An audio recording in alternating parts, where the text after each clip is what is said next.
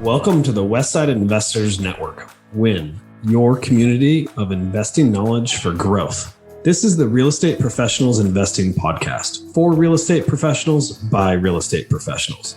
This show is focused on the next step in your career, investing. Thank you for listening. And please, if you like our content, rate us on your podcast provider. Just a quick disclaimer, the views and opinions expressed in this podcast are for educational purposes only and should not be construed as an offer to buy or sell any shares or securities, make or consider any investments, or take any other action. And now, AJ and Chris Shepard. Our guest for today is the Principal of Sumners Capital, a private equity firm focused on placing investor capital into residential multifamily assets. He began his real estate investing career in 2013 in San Antonio and has been in the market ever since. Here to discuss on leveraging mastermind groups, tips on expanding your network, and how to properly structure third-party vendors as partners for your business, let's welcome Kenneth Sumners. All right, today we've got Kenneth Sumners here with us, and he is principal of the Sumners Capital. Began his real estate investing career in 2013 in San Antonio. Kenneth, thanks so much for being on the show. Do you just want to tell us maybe a little bit more about yourself and how you got started in real estate investing?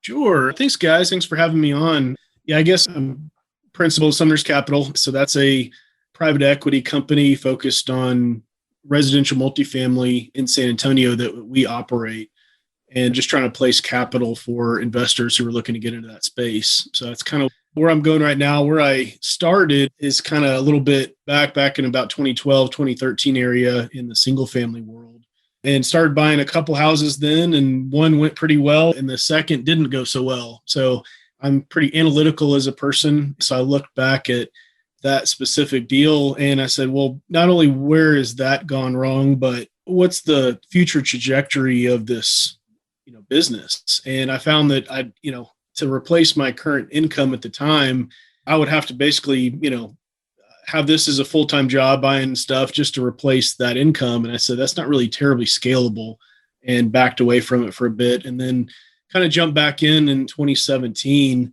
when I met some folks that were doing the commercial or residential multifamily kind of side of the house, and really, resonated with what that was, and the fact that I was, I guess an average W-2 earning person, I could participate in this. And that was a big leap for me to understand that can really scale, and you can potentially even become an active investor in that space. So it's really what drove me to multifamily. Kenneth, so you said you've taken down three larger deals. And did you syndicate those deals?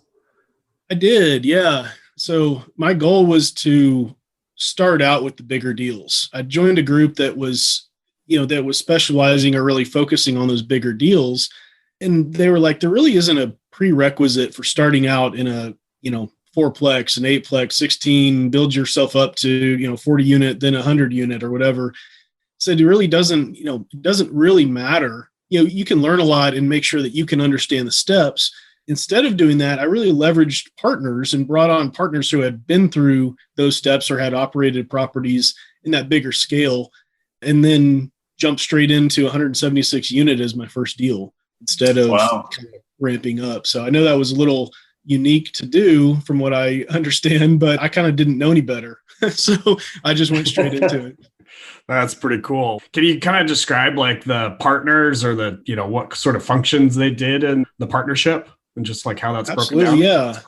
So the first big partner that you got to have, if you can't qualify for your own deals, qualify for a, 10, 15, $20 million loan, which most people can't, is a key principal partner or a guarantor partner who can come on.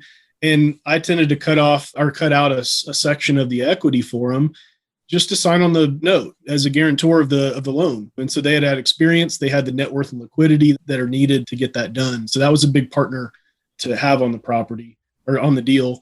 And then also partnering with people, if you can't raise the down payment, if you will, or the capital that's required to take the deal down yourself, either your personal funds or your network, then you can also, bring in other partners who, amongst other responsibilities, can also help you raise capital for the deal as well. And then you bring them as a partner, and provide them equity as well. So those are kind of the two major partners that you can have, or that I had on these deals.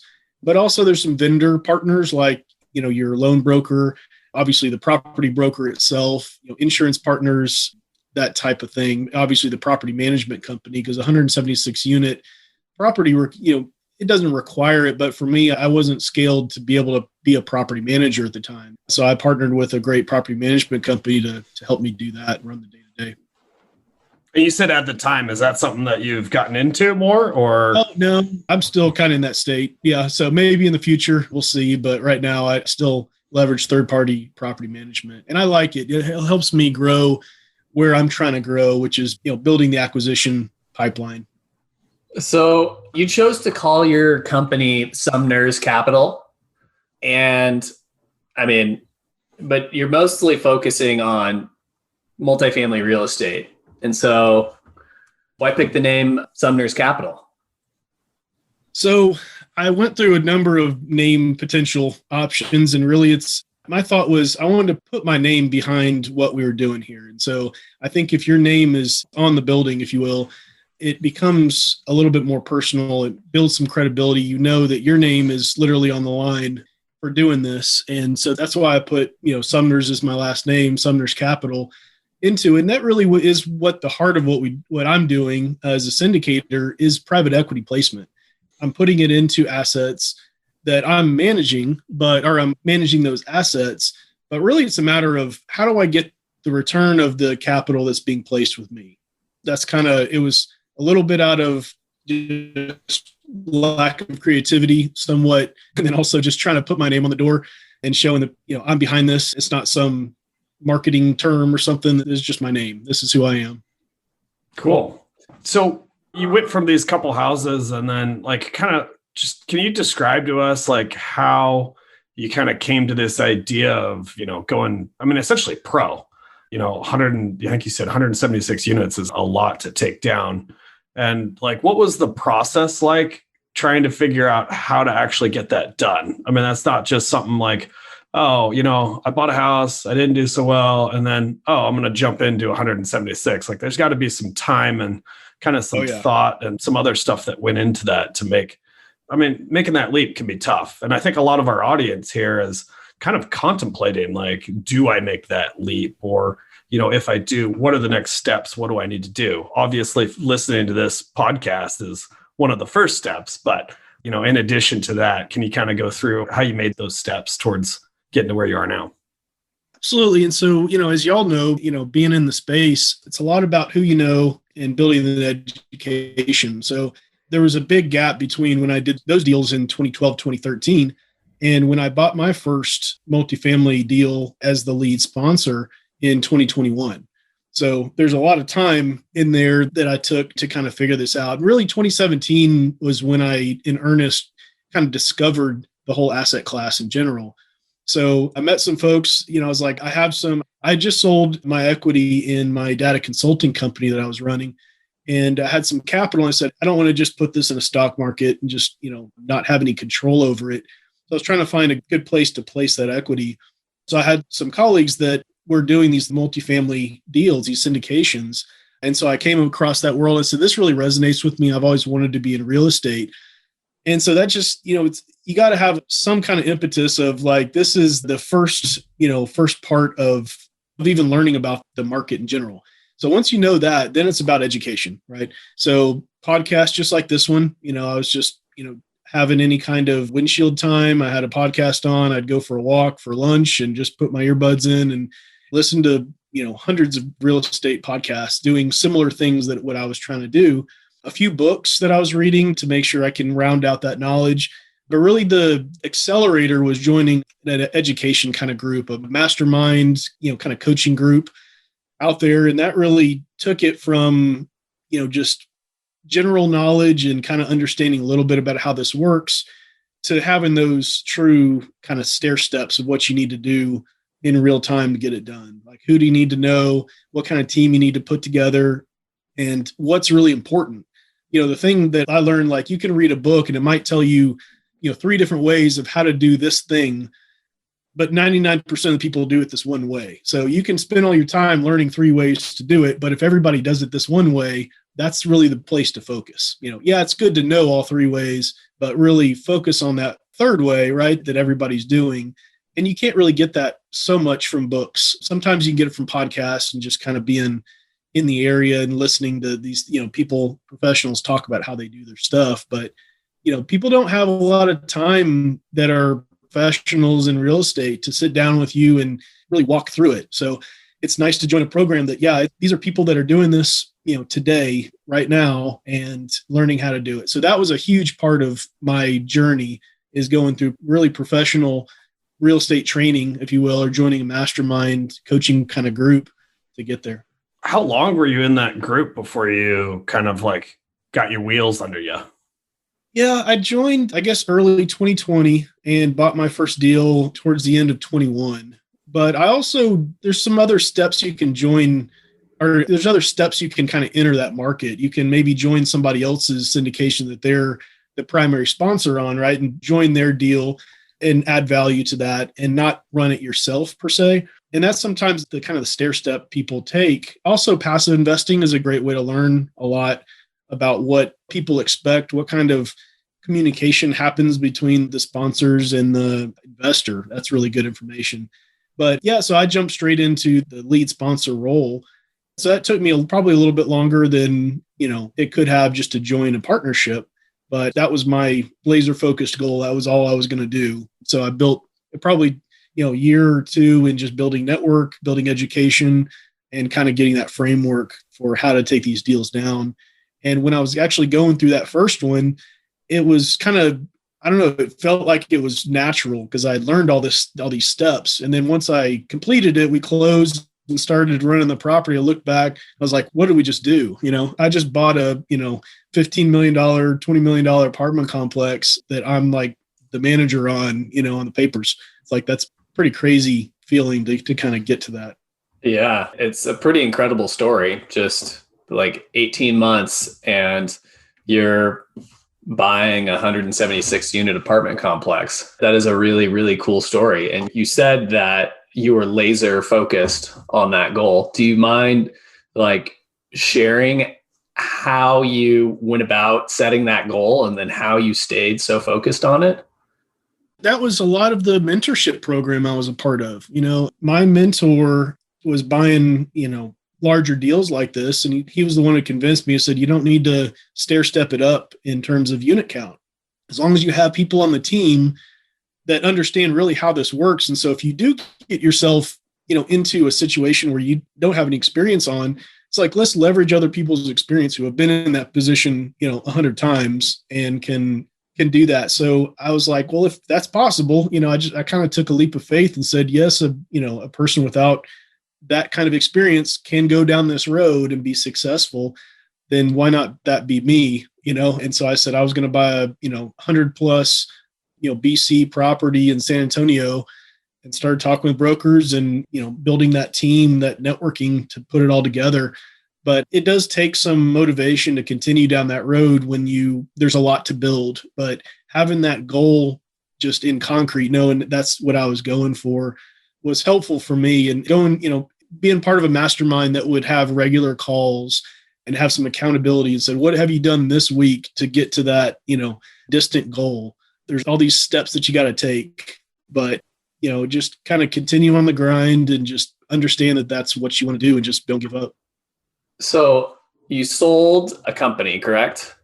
And so you had the runway to be able to go out 18 months without any like major income coming in.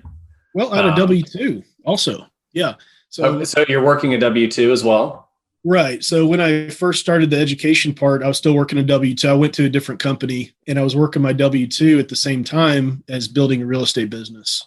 So I was doing that as well as I had my first child in 2017. So it was, she was pretty young too. And the second child in 2020 when I started this. So, full-time, kids with a W-2 and the real estate business, building, it was, quite a bit to get all that. But again, you got to have your goals and just kind of have that repetitive action of taking action. But yeah, so I did have a W-2 to continue with the income to bridge me to becoming a full-time real estate. So when did you make the jump to full-time real estate? Pretty recently, actually. So just, Awesome. we're talking, Congrats. kind of the second quarter of 2023, and it was, Q1 that I jumped. So not very long ago. I've kept that up through this, but finally it was time to make that leap. That's amazing. So, COVID, is that right when you started your program? Of course, right? That's how universe works, right? But Right. what was kind of nice though is that it allowed me really to focus, because the whole world was turned upside down, right, in 2020. And so it allowed me to really dig into the content and understand how to underwrite, what kind of networking was required for this stuff. Networking in general was difficult, right? Because everything was virtual or non-existent or just over the phone or whatever. So all the meetups and the conferences and all that just weren't there. So that was later that I was able to kind of build a lot of that networking. But for the first little while, it was hard to network. Had you signed up for the group before or after, I guess, the end of March of 2020? Yeah, I signed up. It was a newer group. It's called Apartment Educators, and it was just formed kind of the end of 2019 or so. And I was like one of the first groups to go through the curriculum. So I signed up in like October, November. So Okay, so you had already had this plan, and then COVID just was kind of like serendipity because you got all of this newfound freedom from your W-2 and you were able to, wow, that's awesome. It's still nights and weekends and things like that. You're grinding when you can. But yeah, that kind of allowed me at least to be in a comfortable place that there weren't any expectations to go out and do stuff, because nobody was doing anything. So I could really focus on, on the learning aspect, the education to get that accomplished and kind of looking at videos or reading books or whatever that I needed to make that happen. Which was helpful. And a lot of the communities out there started offering, virtual meetups and things like that right at that time because they had to keep going.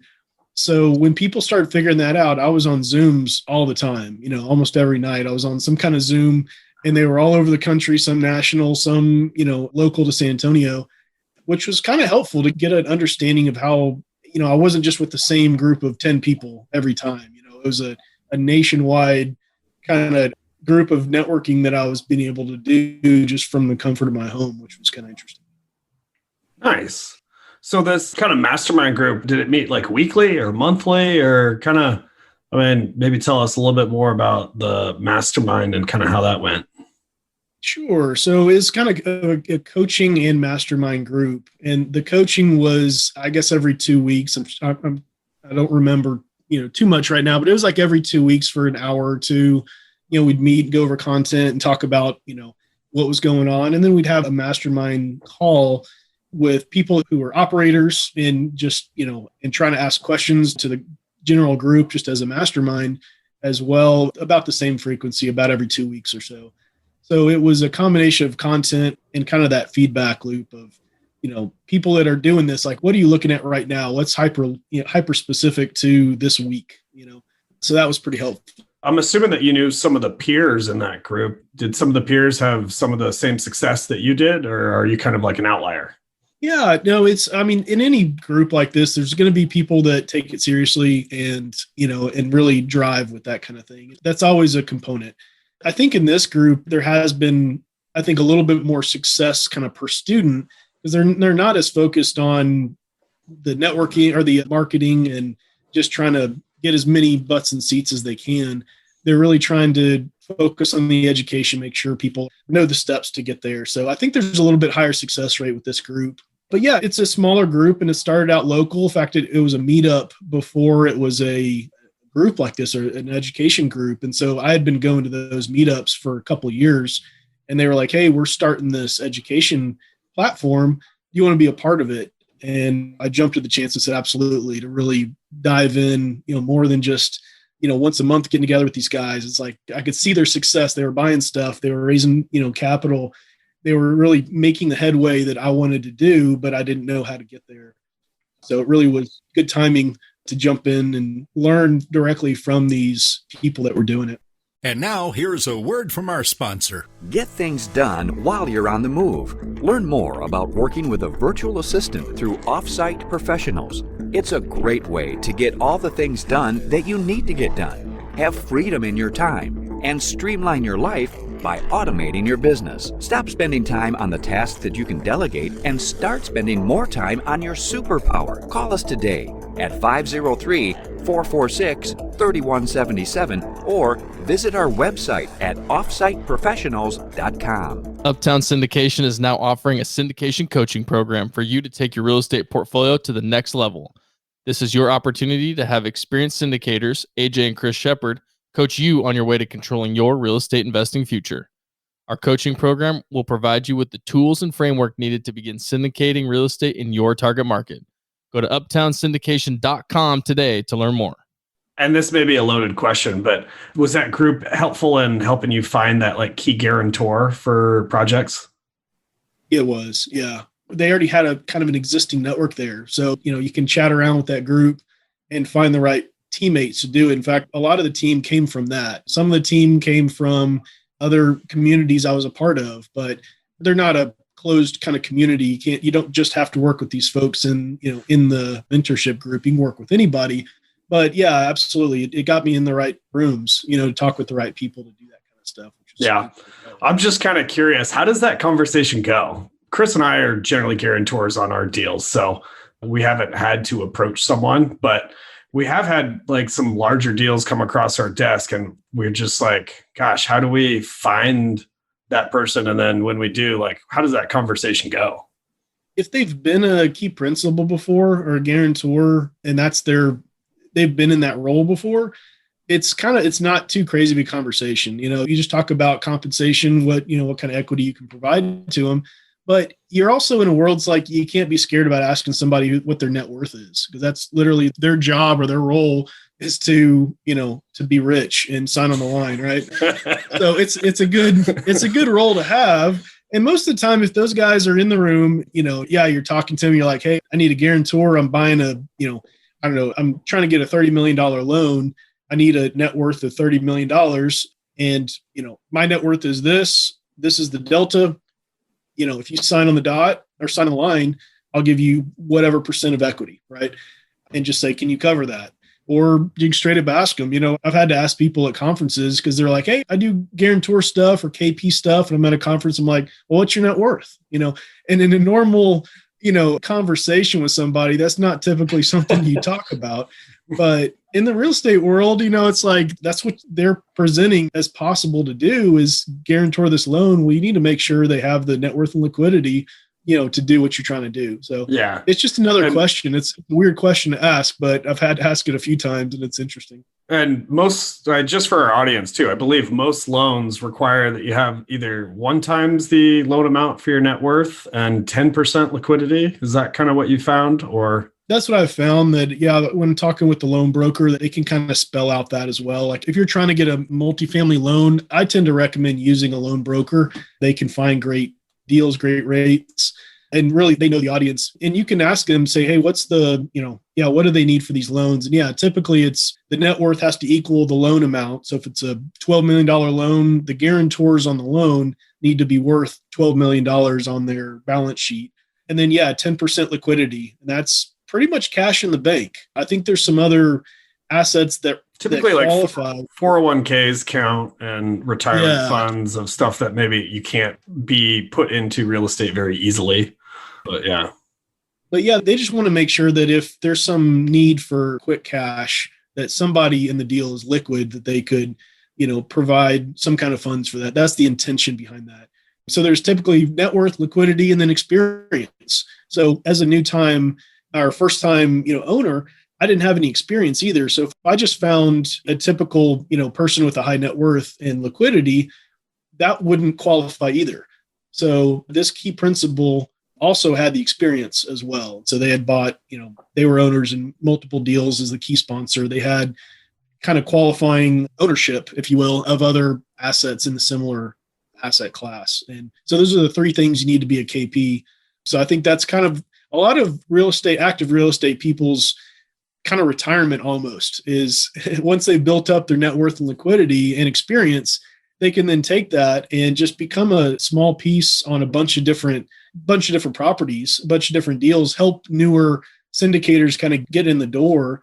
You get a pretty decent chunk of equity for just guaranteeing the loan, for having a high balance sheet, and it's almost like a semi-retirement for a lot of real estate folks. So people are looking for that. So that shouldn't be a barrier to entry for somebody trying to do this. They say, well, I'm not going to qualify for a $10 million loan. It's like, well, find somebody worth $10 million and they, give them a chunk of the equity and they'll be happy to sign on the note as a guarantor, given that you have somebody or, with experience, or you have some education that that the business plan is going to execute. Yeah. So changing gears a touch, you've bought 3 deals. Do you mind sharing just kind of how you found those deals and how they're doing? Sure. Yeah. They've all been through brokers. So down here I'm in San Antonio, Texas, and I think most deals get acquired through brokers. That's 150 unit plus deals. I'm sure there's some that transact without brokers involved, but property brokers are they're a great asset, right? They're going to be able to find you the sellers or find you the buyers to make that happen. And they take like 1% of the deal. That's something I'm willing to pay, and it's usually paid by the seller as well. So, that's a big point, is to make sure that if you're going to approach a broker and say, hey, I'm a buyer in this market, I'd like to start looking at deals, that you really do have a line of sight to that capital, because if you do have to raise, $4, $5, $10 million, whatever the deal requires, you're not just kind of leading them on. If you're like, well, I could probably put it together, maybe, that's not quite the place that I would approach a broker with, because you want to make that good first impression, because they're going to find you that deal. And all 3 of my deals I've found through brokers. One of them has been through a buyer's broker. So I had somebody who said, hey, I'm going to look for you, and I've got a field of brokers that I work with. I paid them a commission out of my side to find that deal, and they brought me an excellent deal. So that's not terribly common in kind of that commercial space, but it worked out pretty well for that transaction. I will continue to use people like that in the future too. But yeah, they've all been through brokers, and they were bought in 2021 and 2022. So they've, even my oldest one is still just a little over a year old, right? So it's still I feel like it's fairly early in the process and the whole, the business plan in general. But in general, they've been doing pretty well. We've been able to keep 90% plus occupancy here recently on them, and just, keeping people in the units while also renovating those units, which is part of the business plan of adding value, and just kind of working that business plan and working with the property manager to achieve these goals for the investors. But so they're all doing, they're doing well with, of course, right now, again, it's kind of early or Q2 in 2023, and the Fed, interest rate is still increasing, is what we see, or at least it did the last go. We've been lucky to have either fixed rate debt on the property or have a rate cap. And so that means that we have basically an insurance policy that we purchased up front that said that if the Fed rate, or the SOFR is the index they use, secured overnight financing rate, if that rate goes above whatever your strike price is, and let's say it's 3% for a strike price. So if the SOFR index goes above 3%, they will pay you whatever the difference is above that, right? So you pay for that policy up front. It's kind of a hedge on interest rate inflation. So they've all kind of come now into play with this happening, and you look like a genius now, that you have this policy in place, because it really has kept the debt service, consistent, because it, no matter how much the Fed raises their rates, we will stay at a consistent debt service. So that's nice. Those the rate caps. That's a product offered by the mortgage broker along with the loan, I'm assuming. Kind of. It's a third party. And so there's a couple of, major players that play in the space, but it's typically a requirement on your loan to have one. If it's bridge debt, they'll say, hey, you've got to buy a rate cap at this strike price. And you said, okay, and whatever it costs, right? The more the rate goes up, or the more that there's a difference, or the less there's a difference between the strike price and the actual, that rate cap is going to be more expensive. So when I bought mine before all the Fed was doing everything, it was just an afterthought. And I think it was like 40 or 50,000 bucks or so in a deal that's, that's a purchase price of, 15, $20 million. That's nothing, right? It's like 1 or 2%. Yeah, it almost didn't even register. But now if you were to try to buy that same rate cap today, it would be, probably $200,000, $300,000. It's like a commodity, actually trades as a commodity. It's interesting. But yeah, so it's a third-party product. There might be some mortgage brokers that, offer the product, but for me, they just said, hey, it's a requirement. You got to buy it. And then I worked with my loan broker to find a dealer that sells rate caps. Cool. Well, that sounds like you're in a good position with those. So that's good. The thing that we've heard is hang on until 2025. Like get the ship in order and make sure things are going to be good until then. Yeah, survive to 25, right? Yeah, survive to 25. You kind of touched a little bit on like asset management, and I don't mean to assume, but I'm assuming you're kind of like a one-person show right now, right? You've got a couple partners that have helped out with stuff up front, and maybe they do a little bit on the back end, but it sounds like you're the guy managing the property managers. Is that right? That's it. Yep. Tell us about that. How's that going? Are you cracking the whip on them, or are you've got some like stellar reports that they give you and you're just happy with stuff? Or, we're also property managers, so we see all of the stuff that goes on day to day. So yeah, just curious what your experience is. Yeah, it's super different than property management. And I kind of like that. I don't think right now with being a single man shop, right, I'm not going to be able to manage 368 units on any given day, right? I'd have to have a whole staff, of course, and on-site people. So having that property management that not only reports to me, as the asset manager or owner, they have a lot of other assets out there. So they can learn from the whole, and they know they have the processes down and they have the overhead to be able to do their analytics and things like that.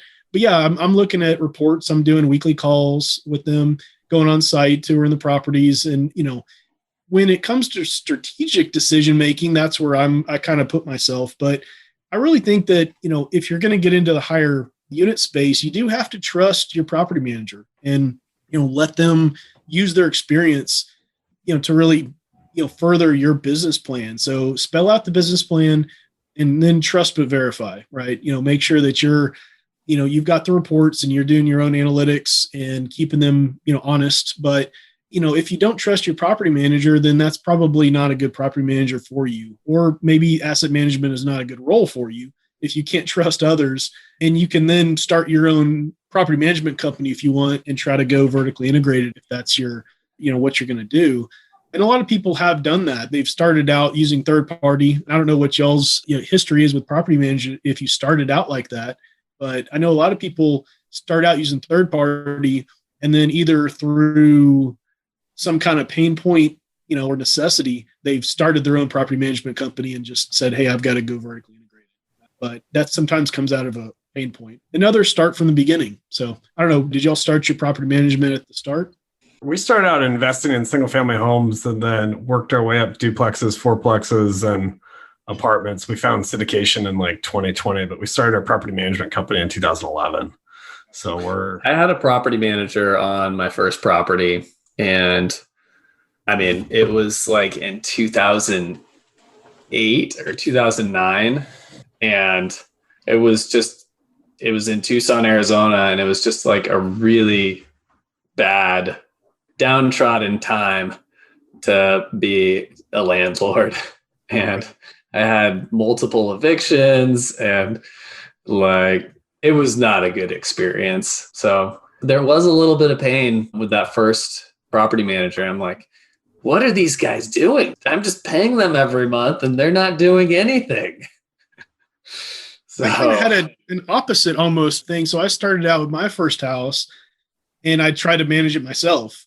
And it in the first probably 6 months, I think I went through 2 tenants, one trashed the place. And I was like, is this property management? This sounds awful. That kind of drove me away from real estate.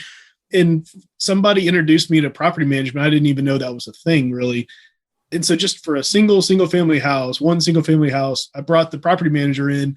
I guess I got lucky. Part of it is recommendations of property management and all that, but I found a good one early on. And from 2012 till today, I've had the same property manager on the same property this whole time. So going on, 11 years, he's managed the property. And for a single family house, like I go out there maybe once every 5 years. I mean, and it's in San Antonio, it's just out of sight, out of mind. The check shows up in the mail, and that's all it is. So, about every year I call him and say, hey, is the thing still standing? And he's like, yep, you're good. So I've had good experiences with my property management, and he will do as much, reporting as I need, but I've kind of gotten to a trust point with him and said, hey, just let it run, make it happen. And I'm in the money so much on that one, having it for 11 years in a growing area, it's like you can't really screw it up anymore. So, so it's all good. But I've had positive experiences with my property management so far,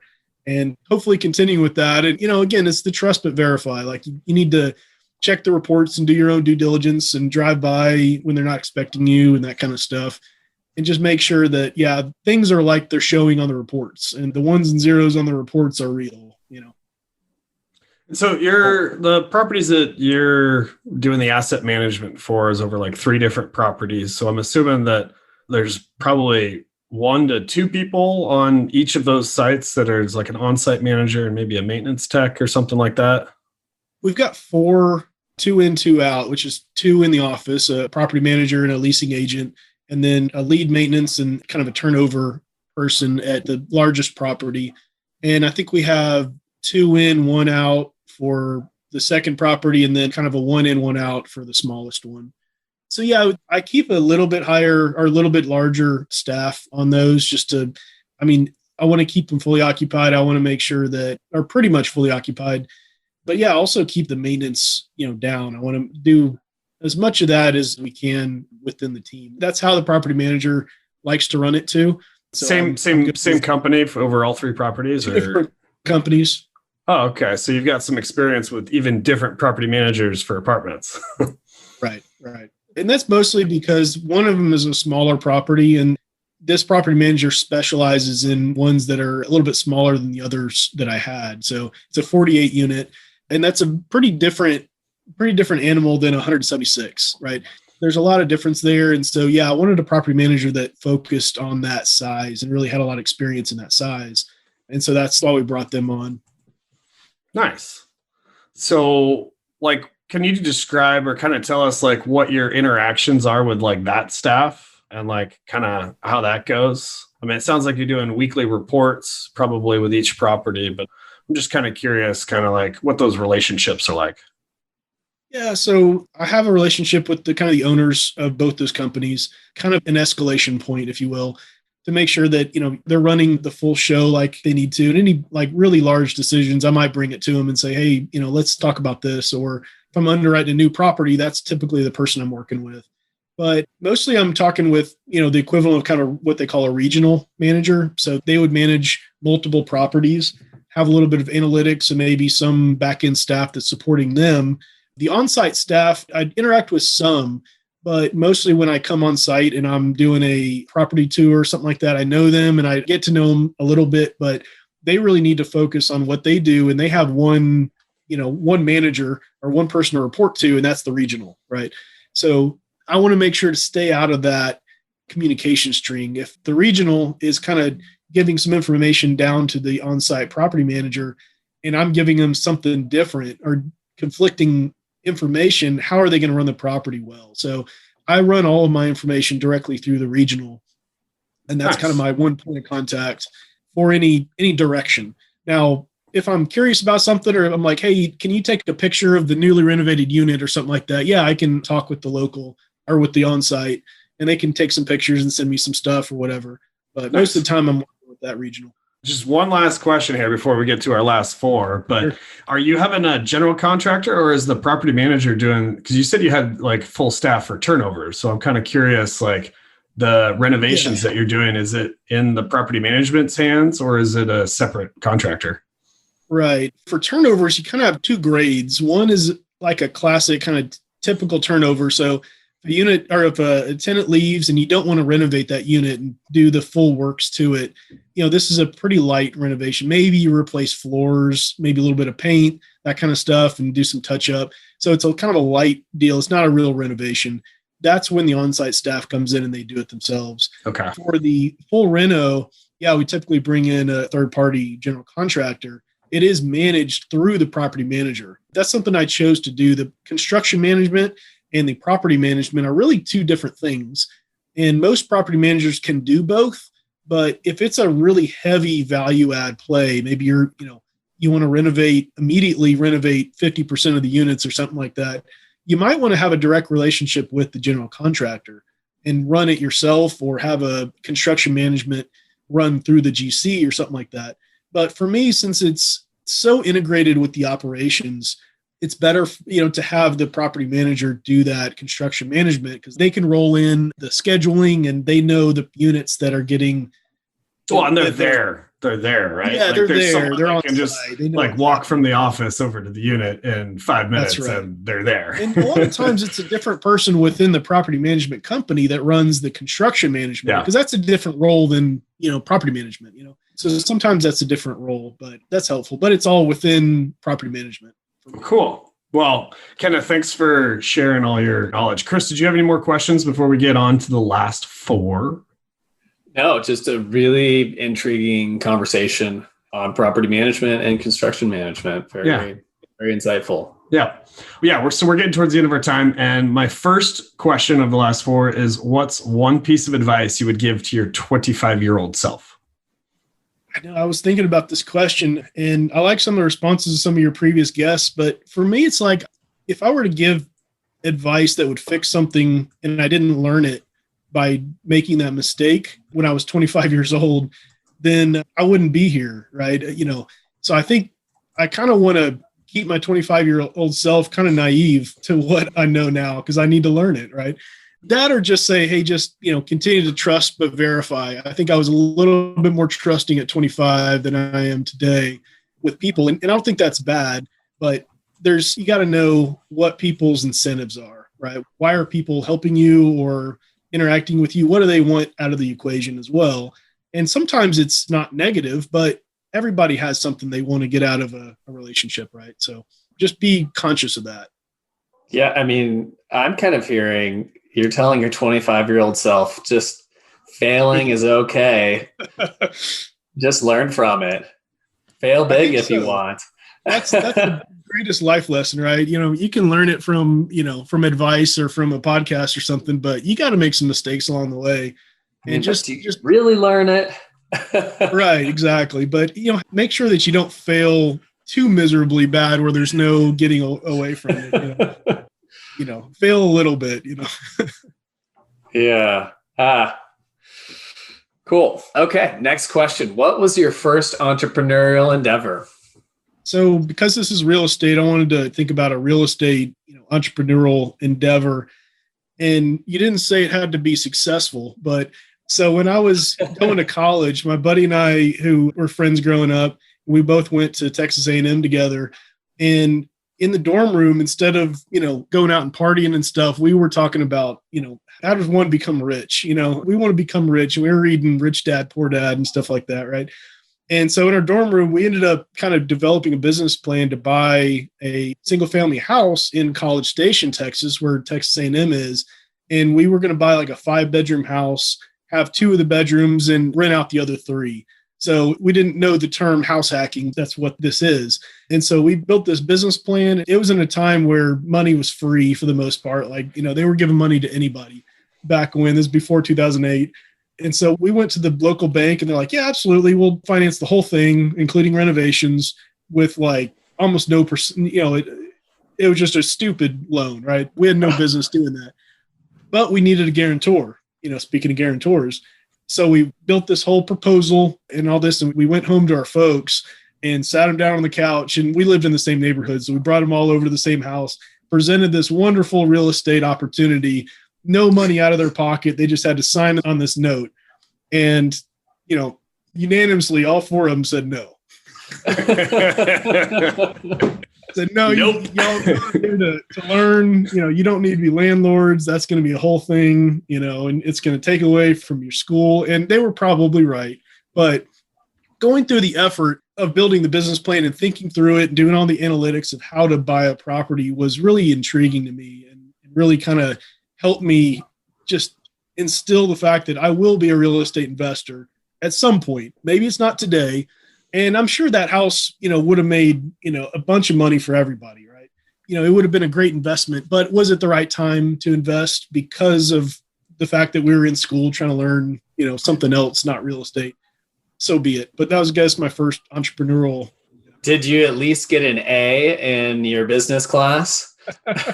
Well, we were both business majors and we both graduated. Let's say that. Well, I mean, you had to have used that proposal for some assignment, right?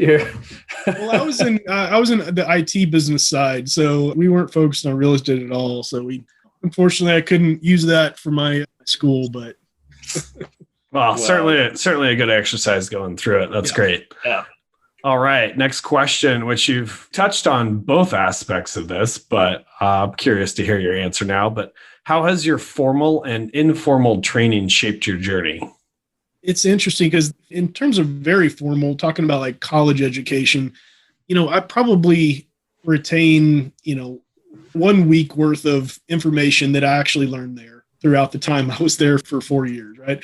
So I don't think the practical knowledge comes as much from, kind of university level stuff, unless it's something you're doing like medicine or something like that, right? It's very specific. But, when I was at business school, you kind of learn how to learn, learn how to structure knowledge and be able to, pass courses on your own time. You don't have your folks there to keep you going like you do in high school for a lot of people, right? That was a good time in my life to learn how to structure thought, how businesses really are, built, not necessarily how they're run. I don't think you learned that until later, but that was a big part of my formal education, is just learning how, just in general, how to structure thought. So going into, I guess, formal education for real estate investing helped me quite a bit in kind of structuring the steps, the required people, the network that's required to take these down, things like that. And then the informal part, it was a lot of networking, a lot of, meetups. I've been going to the same meetup that's been going on since I think 2017 or so, every month. And I think I've missed maybe one or two. And of course, over COVID, that got a little funny, but that kind of stuff is really helpful to really, I guess, understand how to do things on a regular basis and be there regardless of what's happening. Right. So that's kind of, I guess, the informal part of my training is just being around other people who are doing what you want to do, just being in the same room with them. Right. I mean, they talk about you're the average of the closest 5 people to you. So if you're around 5 other people that are all stealing cars, you're probably going to be really good at stealing cars. But if you surround yourself around real estate investors, then just naturally you're going to know more about real estate investing. Wow. Yeah, that is awesome. Like it. All right. And our final question. What was or is your biggest mistake, and what did you learn?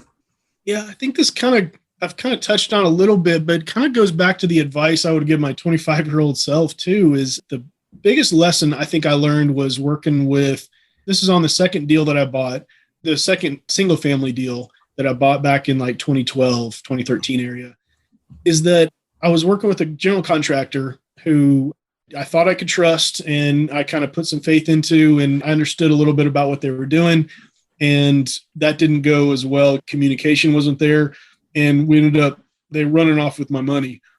So brought in a second general contractor that was like, oh, that's terrible that somebody would do that, and kind of going through, and he started doing the rest of the work, kind of did the same thing. And so I think I lost some money on that single family deal. It was all my money, but it was still, money lost in a deal. What I learned from that is that trust but verify, get good recommendations for people, understand the process, understand their motivation, and make sure you are protecting yourself, generally. You don't have to be, cranky and like a jerk about everything and, and hate everybody around you, but you can still protect yourself in your own interests and still be successful. So that's a big thing of what I do, is make sure that when I'm working with somebody, you kind of get to know them. You need to have a good working relationship, but just verify what their intentions are and get some recommendations from people of who to work with. Awesome. Thank you, Kenneth. Yeah. You've definitely been listening to our podcast because we say trust and verify quite a bit. Oh, dude. Yeah. Right. That's So a big part of my awesome. Well, very cool. Well, hey, Kenneth, it's been great having you on. If our listeners want to get a hold of you or learn more about you, what is the best way or method to search you out? Yeah, you can probably just Google me, but SumnersCapital.com is my website. Go there and you can, put in some information. I can reach out to you. We can schedule a call. I'm on LinkedIn and Instagram quite a bit, so you can find me there. I think I'm Sumners Capital at Instagram and just Kenneth Sumners on LinkedIn, but reach out. I'd love to chat with people. Awesome. Amazing. Yeah. Well, thank you so much for being on the show and, opening up your inner workings of a lot of how the syndication and capital works. We appreciate it. I know I learned some stuff today, and I'm sure our listeners did too. Yeah, I really enjoyed your story. So thanks for coming on. Thank you for having me. Thank you for listening to this episode of the Real Estate Professionals Investing Podcast on WIN, your community of investing knowledge for growth. We hope that this episode has increased your knowledge and added value to your path to freedom. If you would, please take a second to rate us so that we can get more great investors to interview. If you or someone that you know wants to be on, please visit westsideinvestors.com and fill out our form to be on the show. Thank you again and enjoy your day.